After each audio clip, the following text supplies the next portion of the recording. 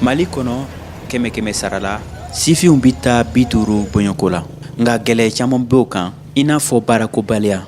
Sifin dɔw bi fɛrɛ caman sigi sen kan i n'a fɔ Mohamed Lamine Traoré n'ale sigilen bɛ Jalakɔrɔji Kulikoro Malara. Ale ka wulikajɔ kɔnɔna na a sera ka bolimafɛn sen 4 dilan yɛrɛ ye. N ye baara daminɛ ni sureli de fɔlɔ, porte dilan n bɛ portew de dilan. N taara vacances la kalo 5 ɲɔgɔn kangaba quoi. N ye mobilini no cɛkɔrɔba dɔ de bɛ yen nɔ a b'a dilan menuisier burula ye, ale b'a dilan quoi. Donc ne y'a ye ko n ka baara taabolo ka d'a ye a bɛ to ka ne gɛrɛ a la, an bɛ baara kɛ ni ɲɔgɔn ye quoi. Mobilini ne y'a kanu sɔrɔ yen nɔ, n ko fɛn fɛnɛ ka dɔ dilan la quoi. Waati min na Mohamed Lamine Traoré tun b'a ka mobili dilanni kuma fɔ, mɔgɔ caman tun dalen t'a la i n'a fɔ Amadu Ntaw.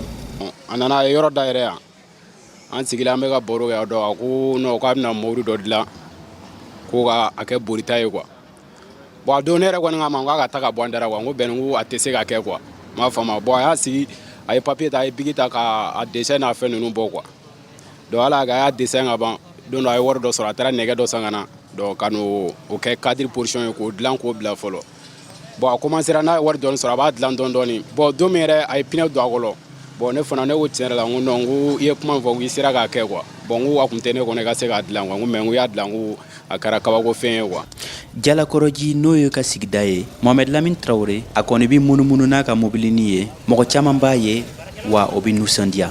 Bɛɛ ko k'a ni dɛmɛ ka kan. Nin ye fɛn wɛrɛ min kɛ a kan ka encourager a la parce que mun na fɛn dɔ de don mɔgɔ mɔgɔ n'i y'a ye i b'a lajɛ.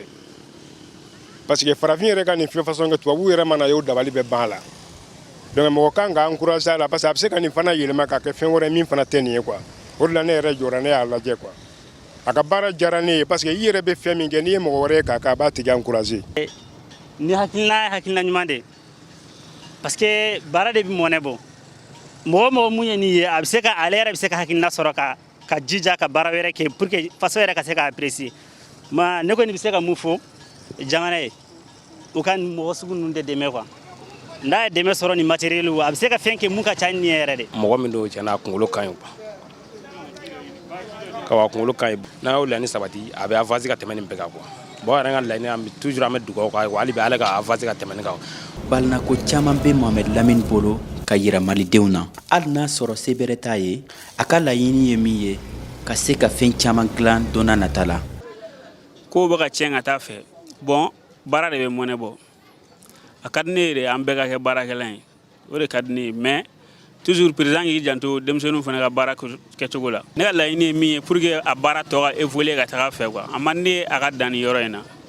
Mun b'o kɛ toujours mago bɛ matériel caman na et puis encore dɛmɛ dɔ wɛrɛw fana bɛ yen quoi. Fɛn wɛrɛw bɛ yen nɔ ka dilan min tɛ nin si ye mais dɛmɛko de b'a la.